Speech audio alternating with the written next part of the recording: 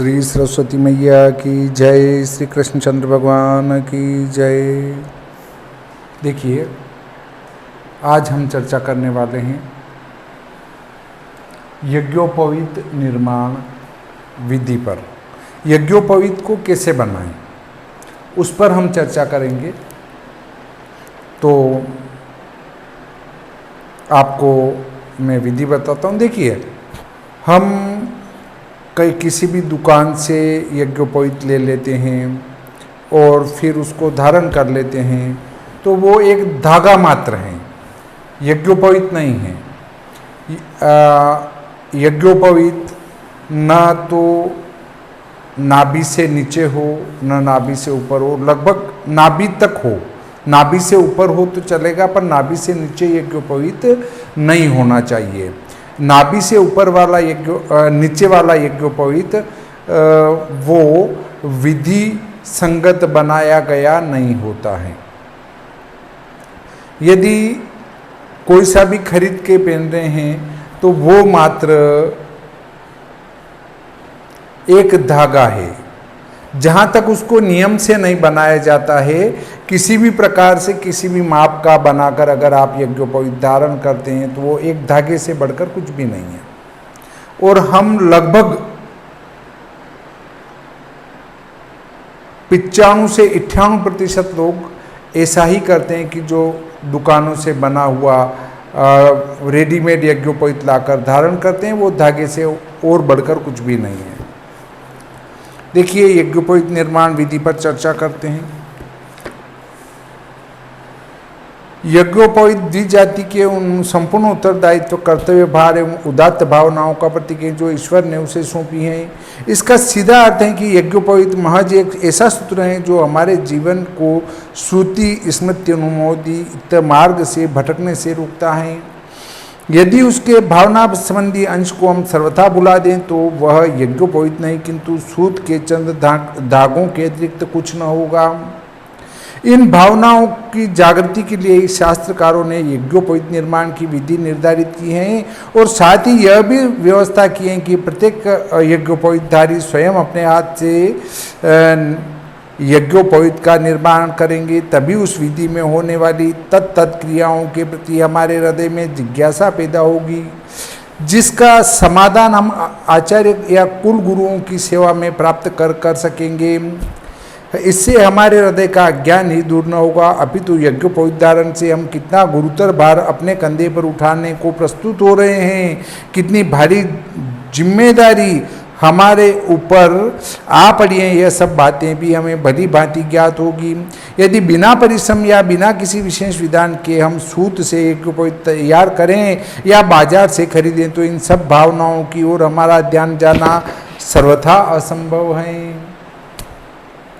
वह कौन कौन भावनाएं हैं, इसका विवेचन तो हम आगे करेंगे। पहले संक्षिप्त में यज्ञोपवीत निर्माण विधि का वर्णन करना अनुचित न होगा।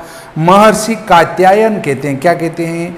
अथा तो यज्ञोपवीत निर्माण प्रकारम वक्ष्यामः ग्रामाद् बहिः स्थिते गोष्ठे वा गत्वा अनध्याय वर्जित पूर्वान्ने कृतसंध्यो अष्टोत्तरशतं सहस्रम वा यथाशक्ति गायत्रीं जपित्वा ब्राह्मणेन तत्कन्यया सुभगया धर्मचारिण्या वा कृतं सूत्रमादाय भूरिति प्रथमां षण्वतीं मिनोति भूवरीति द्वितीया स्वरीति तृतीया मित्वा पृथक पलाशपत्रे संस्थाप्य आपोहिष्टेति तिस्रविह शन्नो देवी इत्यनेन सावित्र्या चाभिषिच्य वामहस्ते कृत्वा त्रिः संताड्य व्याहरति स्त्रीवलितं कृत्वा पुनस्ताभिस्त्रीगुणितं कृत्वा पुनः स्त्रीव्रतं कृत्वा प्रणवेन ग्रंथिं कृत्वा ओंकारमग्निं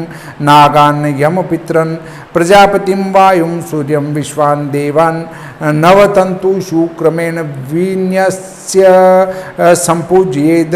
देवस्येत्युपवीतमादाय उद्वयं तमसत् परित्यादित्याय दर्शयित्वा यज्ञोपवीतमित्यनेन धारयेदित्याह भगवान् कात्यायनः। ये कात्यायन परिशिष्ट से लिया गया है। अब हम यज्ञोपवीत बनाने की विधि कहते हैं। यज्ञोपवीत बनाने वाले को चाहिए गांव से बाहर किसी तीर्थ स्थान, मंदिर या गौशाला में जाकर अनध्याय रहित किसी भी दिन संध्या वंदना आदि नित्य कर्म तथा यथाशक्ति गायत्री जप करके ऐसे सूत से यज्ञोपवीत बनावे जो किसी ब्राह्मण द्वारा या ब्राह्मण कुमारी द्वारा अथवा सद्वा ब्राह्मणी द्वारा बनाया हुआ हो। इस सूत को भूः इस मंत्र का उच्चारण कर 96 अंगुष्ठ सहित चारों उंगलियों के मूल पर लपेटे। देखिए ये अंगुष्ठ सहित चारों उंगली हैं, 4 तो उंगलियां, ये अंगुष्ठ, इसमें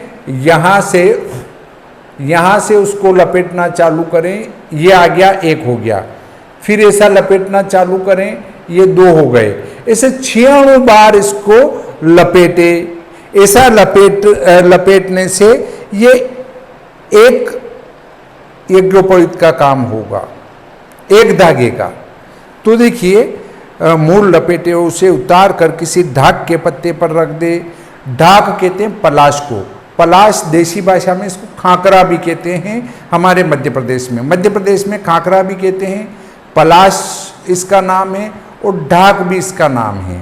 तो इसी प्रकार भूः इस शब्द का उच्चारण कर दूसरी बार और स्वः इस शब्द का उच्चारण कर तीसरी बार हाथ पर लपेटे।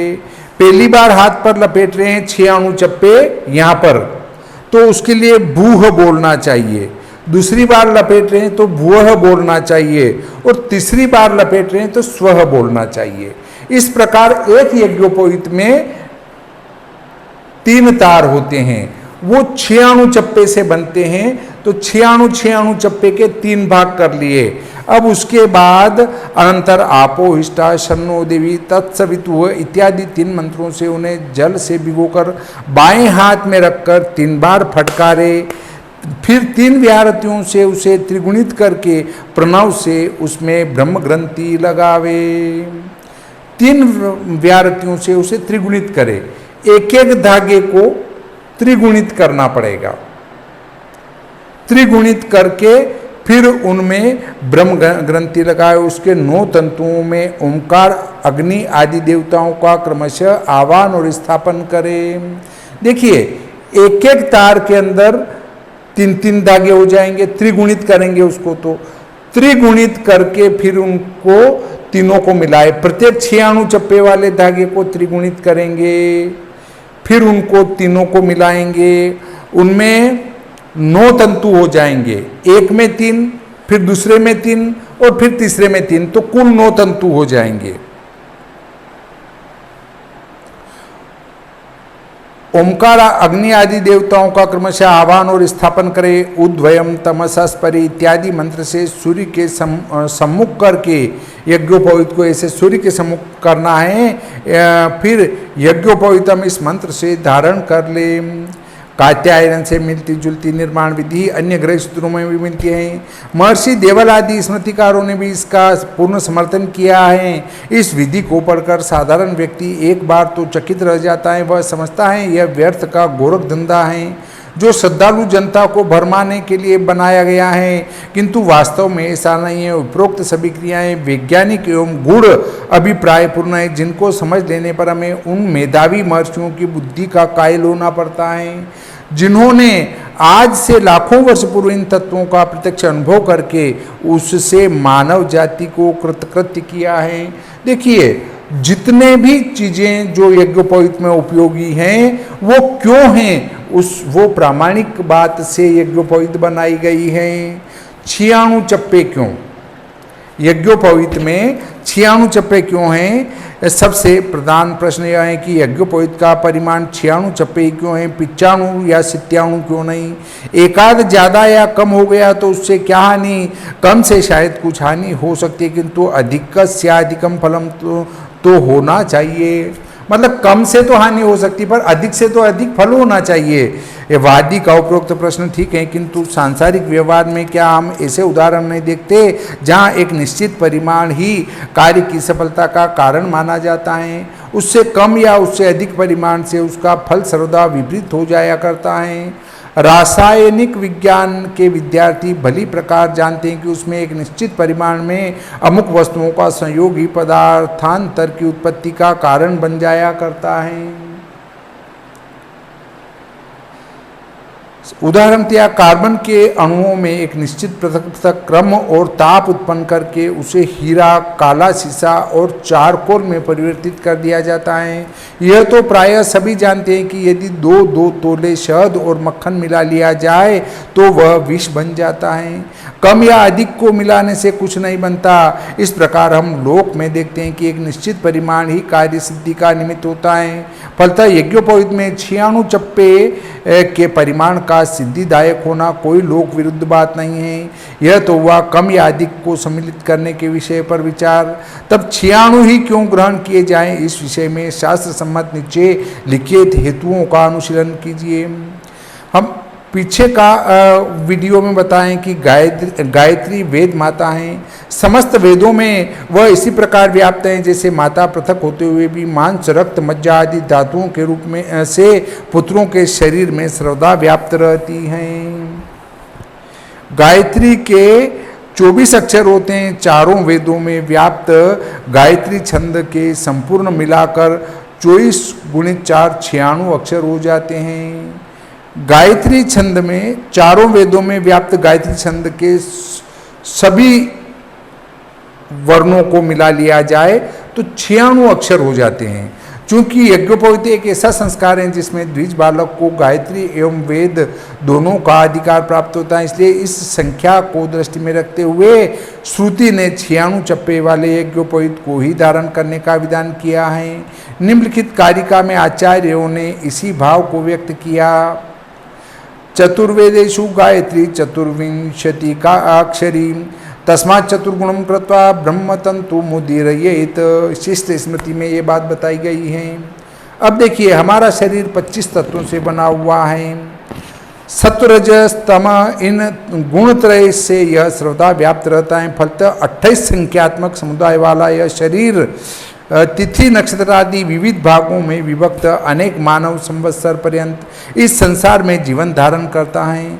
यह जीवन लक्ष्यहीन नहीं है। खाओ पियो मौज उड़ाओ आज के सभ्य तथा प्रगतिशील मानव समाज का सिंहनाद भले ही हो, किंतु जीवन के एक एक क्षण को प्रभु का अमित वरदान समझने वाले महर्षियों ने इसका सर्वात्मना सदुपयोग किया और ईश्वरीय ज्ञान वेद का अवलंबन करके ब्रह्म प्राप्ति का शाश्वत लक्ष्य मनुष्य के सामने रखा। यदि उपरोक्त सभी पदार्थों की संख्या का समन्वित योग किया जाए तो यह जानकर आश्चर्य होता है कि यह भी 96 ही होता है। देखिए, 96 का प्रमाण आपको दिया है। वो क्यों होता है? क्योंकि 24 वर्ण की गायत्री मंत्र होता है, तो 24 वर्ण का गायत्री मंत्र चारों वेदों का मिलाकर 24 × 96, इसलिए उसको चारों वेदों के गायत्री का अध्ययन करना है तो 96 चप्पे हो जाते हैं, इसलिए 96 चप्पे रखे गए। इसके बाद दूसरा है, नंबर 1 तो ये हुआ, और नंबर 2 पर आया कि हमारे शरीर में 25 तत्व हैं। दूसरा, उसके बाद गुण 3 है। उसके बाद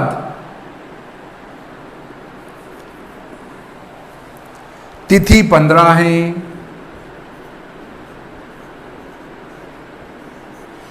उसके बाद वार 7 हैं।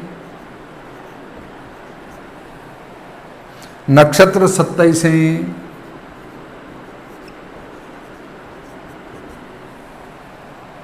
वेद 4 हैं। उसके बाद आता है काल 3 है। उसके बाद आता है मास 12 है। इन सबको जोड़ेंगे तो 96 होता है। 5 और 3 8, 5 13 और 7 20, 7 27, 4 31 और 5 36 के 6 हासिल 3, 3 और 1 4 और 2 6 और 1 7 और 2 9, ये 96। इसलिए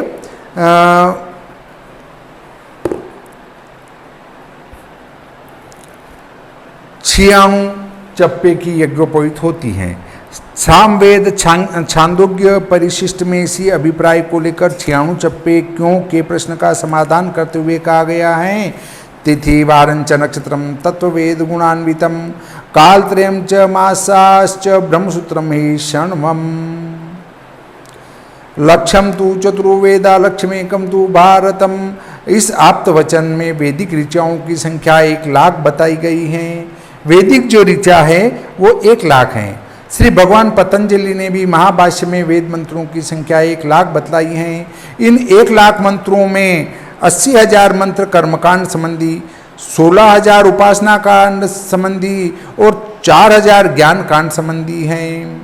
ब्रह्मचर्यावस्था अर्थात उपवीत होने के अनंतर वान प्रस्थ पर्यंत प्रत्येक द्विजाति का अर्थ है ब्राह्मण, क्षत्रिय और वैश्य, द्विजाति कर्म और उपासना का अधिकारी होता है और चतुर्थाश्रम संन्यास में चले जाने पर उसे ज्ञान का अधिकार मिलता है। वेद की उपयुक्त मर्यादाओं के अनुसार चूंकि उपनीत होने वाले व्यक्ति को 96,000 ऋचाओं का ही अधिकार है। जिसने यज्ञोपवीत धारण किया है उसको 96,000 ऋचाओं का ही अध्ययन करना होता है, बाकी का उसको अध्ययन नहीं करना होता है। 4,000 ऋचाएं यज्ञोपवीत धारी के लिए नहीं है। शिखा और यज्ञोपवीत धारी 4,000 ऋचाओं का अनुष्ठान नहीं कर सकते। वो तो फिर सब कुछ त्यागने के बाद ही शिखा त्याग दो, यज्ञोपवीत त्याग दो और मुंडन करवा लो। उसके बाद हम जब ब्रह्म ज्ञान की तरफ बढ़ते हैं तो 4,000 ऋचाओं के अध्ययन का अधिकार प्राप्त होता है। इसलिए यज्ञोपवीत में इस 96 परत चप्पे जो है रखे जाते हैं।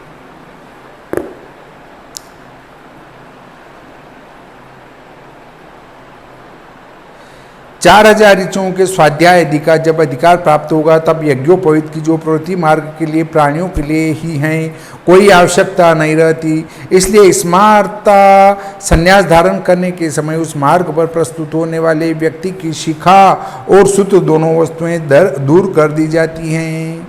अब यज्ञोपवीत की लंबाई मोटाई के विषय में धर्मशास्त्रकारों की क्या व्यवस्था है, इस पर चर्चा करते हैं।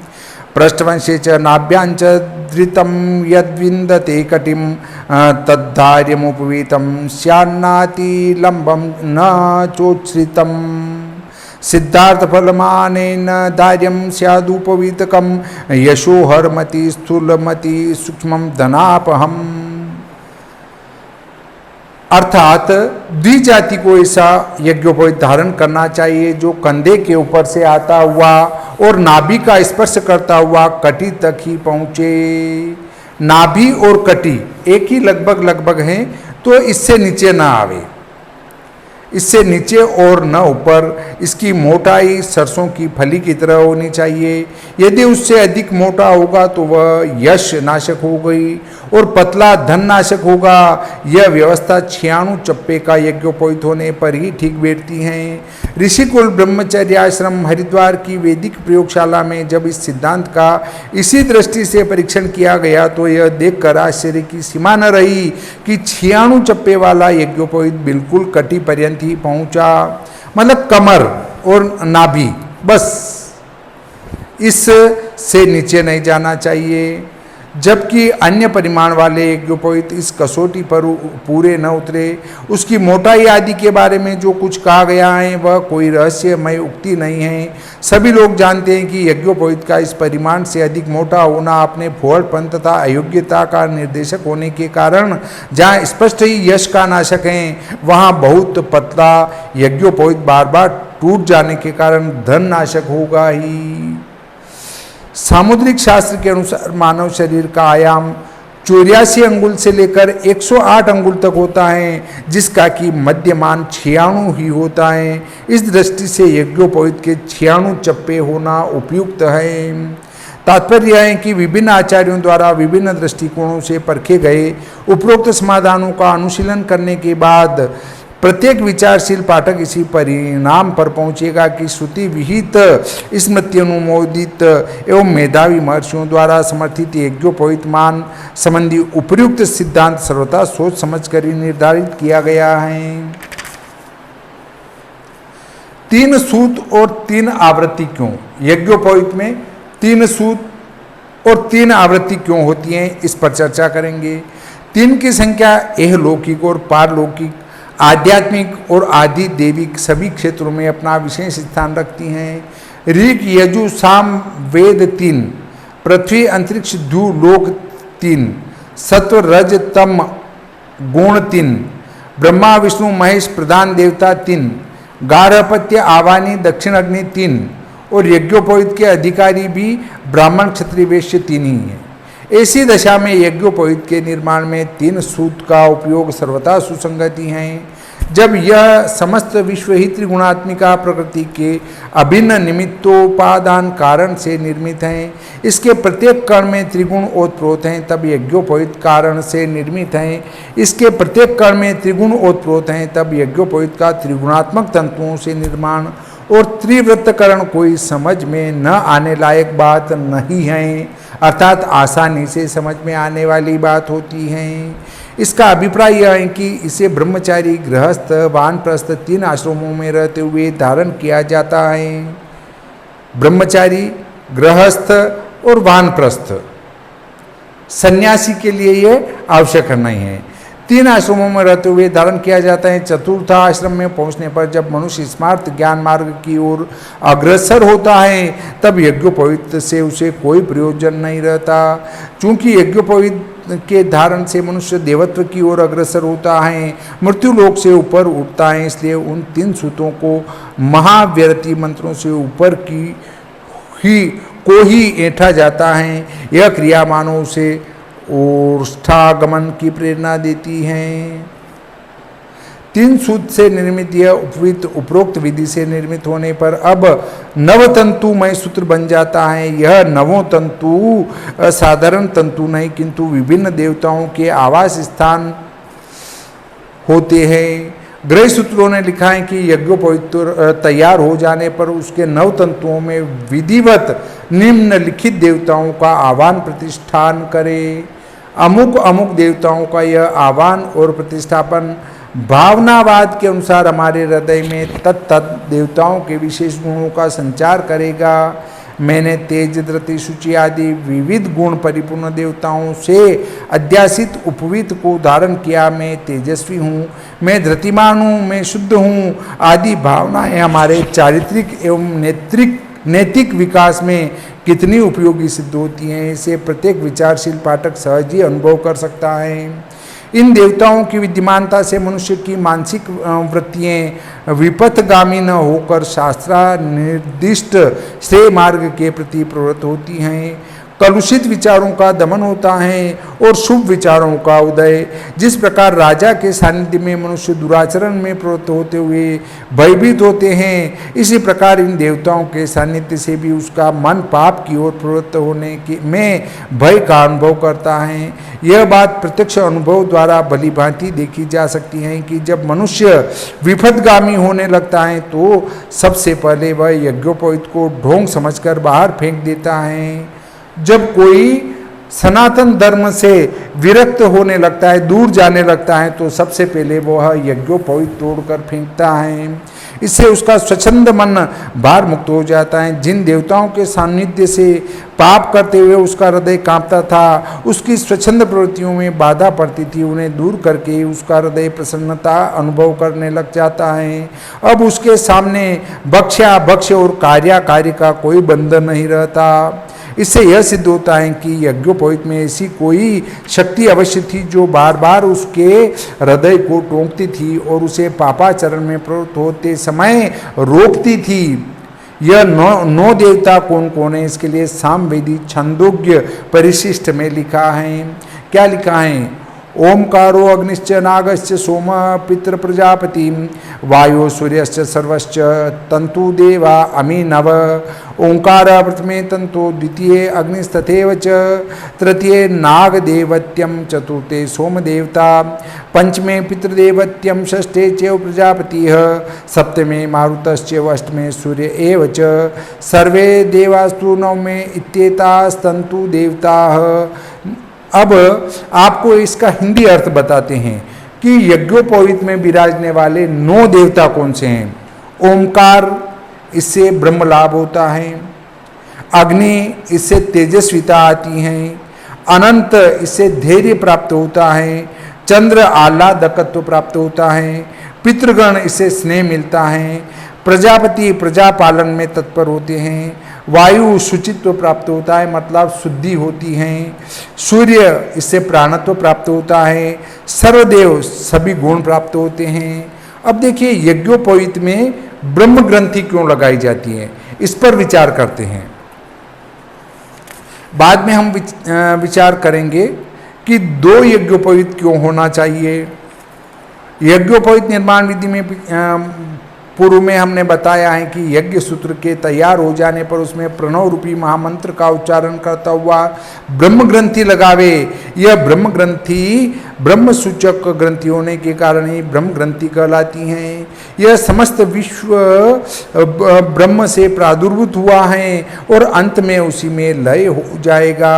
हरि रेव जगत जगत देव हरि के अनुसार यह समस्त संसार ब्रह्म का ही छाया माया है और उससे भिन्न संसार में कुछ भी नहीं है। मनुष्य इस महान तत्व को भुलाकर ही काम, क्रोध, लोभ, मोहादि सांसारिक प्रपंचों में लिप्त हो जाता है।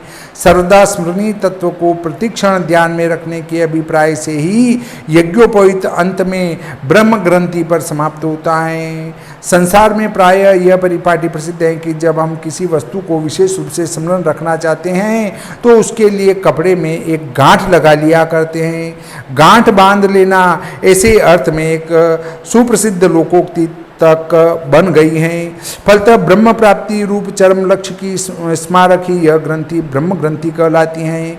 प्रणव रूपी महामंत्र स्वयं समस्त वेद राशि का संक्षिप्ततम रूप है। उसमें विद्यमान अ, उ, म यह तीनों वर्ण सत्व, रजस, तम तथा ब्रह्मा, विष्णु, रुद्र रूपी ब्रह्मांड नियामक तीनों शक्तियों के प्रतिनिधि हैं। हम आरती गाते हैं प्रणवाक्षर नुमध्य ये तीनों एका। ये तीनों कौन? ब्रह्मा, विष्णु, महेश। और जब हम ओंकार का स्मरण करते हुए ब्रह्म ग्रंथि लगाते हैं तो उसमें तीनों देवता स्वतः ही पधार जाते हैं।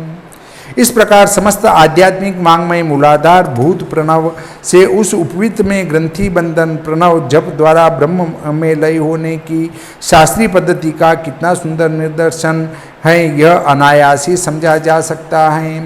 ब्रह्म ग्रंथि के ऊपर अपने अपने गोत्र पुरादि के भेद से 1, 3 या 5 गांठ लगाने के शास्त्रीय विधान का तात्पर्य अपनी कुल परंपरा से आती हुई शास्त्र मर्यादा की रक्षा है और उन पुण्यात्माओं पूर्व पुरुषों का स्मरण जिनके हम उत्तराधिकारी हैं, जिनकी सुदीर्घ तपश्चर्या, अटूट परिश्रम और सत्यनिष्ठा के कारण आज हम सम्मान के साथ जीवित हैं। देखिए हमारी जो प्रवर हैं उसके अनुसार इसमें गांठ लगती हैं। 1 प्रवर है तो 1 गांठ लगेगी, 2 प्रवर हैं तो 2, 3 प्रवर है तो 3 और 5 प्रवर हैं तो 5 गांठ लगेगी। अब यज्ञोपवीत 2 क्यों? हम 2 यज्ञोपवीत धारण करते हैं, 3-3 दागों के 2 एक साथ मिलाकर धारण करते हैं, तो वो ऐसा क्यों? ब्रह्मचारिणम एकम स्यात् स्नातकस्य 2 बहुनी वा आश्वालन ग्रह सूत्र में आया है। यज्ञोपवीते 2 धार्ये श्रोते स्मार्ते च कर्मणि तृतीय मूत्रार्थे च वस्त्राभावे तदिश्यते, हेमाद्रि में आया है। ब्रह्मचारी का 1 यज्ञोपवीत होना चाहिए, स्नातक के 2 या उससे अधिक हो सकते हैं। श्रोत स्मार्त कर्मों की निष्पत्ति के लिए 2 यज्ञोपवीत धारण करने चाहिए। यदि उत्तरी वस्त्र न हो तो तीसरा धारण किया जा सकता है। उत्तरी वस्त्र का अर्थ है कि हमारे कंधे पर एक वस्त्र हमेशा पड़ा रहना चाहिए, जिसको गमछा भी कह सकते हैं। ये उत्तरी वस्त्र हैं। यदि ये धारण नहीं किया जाए तो यज्ञोपवीत 3 धारण करना चाहिए। धर्मशास्त्रकारों की उपयुक्त व्यवस्था संबंधी क्यों का उत्तर भागोर लिखित श्लोक में दे दिया गया है। ख इस यज्ञोपवीते 2 धार्ये श्रोते स्मार्ते च कर्मणि तृतीय मूत्रार्थे च वस्त्राभावे तदिश्यते, ये बताया गया है। ब्रह्मचर्यावस्था में द्विज बालक का कार्य केवल अग्नि परिचर्या और गुरु शुश्रूषा पूर्वक विद्या अध्ययन है। कर्मकांड के अन्य जटिल जंजाल से उस बटुक को शास्त्रों ने सर्वथा दूर रखा है, क्योंकि ऐसा न करने से उसके अध्ययन में विघ्न पड़ने की पूरी संभावना है। जैसे कि आजकल भी विद्यार्थियों को सब प्रकार के राजनीतिक संघर्षों से दूर रखने का प्रयत्न किया जाता है। चूंकि उस बालक को ब्रह्मचर्यावस्था में रहते हुए गृहस्थाश्रम में होने वाले काम्य कर्मादि नहीं करने पड़ते, इसलिए गृह सूत्रकारों ने उसे यज्ञ वेदी पर एक ही यज्ञोपवीत धारण करने का विधान किया है। स्नातक हो जाने के उपरांत मनुष्य को सभी प्रकार के स्रोत और स्मार्त कर्मों के करने की आवश्यकता पड़ती है, इसलिए उभयविध कर्मों के प्रतिनिधि स्वरूप 2 यज्ञोपवीत धारण करने का शास्त्रीय नियम सुसंगत होता है। लोग कहा करते हैं कि दूसरा यज्ञोपवीत स्त्री के हिस्से का है। उनके इस कथन का तात्पर्य इतना ही हो सकता है कि चूंकि स्त्री के आ जाने पर समावर्तनानंतर गृहस्थ में प्रवेश कर लेने पर ही यह दूसरा यज्ञोपवीत धारण किया जाता है, अतः लक्षणा से स्त्री मूलक होने के कारण इस यज्ञोपवीत को स्त्री के हिस्से का कहना अनुपयुक्त नहीं है। इसके अतिरिक्त सगुण और निर्गुण भेद से उभयविध ब्रह्म को प्राप्त कराने वाले होने के कारण 2 ही ब्रह्मसूत्र धारण करने चाहिए। देखिए, यह कहना गलत नहीं है कि पत्नी की तरफ का यज्ञोपवीत भी पति धारण करता है, ये बात सत्य है, क्योंकि विवाह के बाद ही उसका जब समावर्तन संस्कार होता है तो उसको 2 यज्ञोपवीत धारण कराए जाते हैं, अर्थात पत्नी यज्ञोपवीत धारण न करके उसकी तरफ का भी यज्ञोपवीत पति धारण कर लेता है। इस प्रकार आज का प्रकरण यहाँ समाप्त करते हैं। श्री सरस्वती मैया की जय, श्री कृष्णचंद्र भगवान की जय।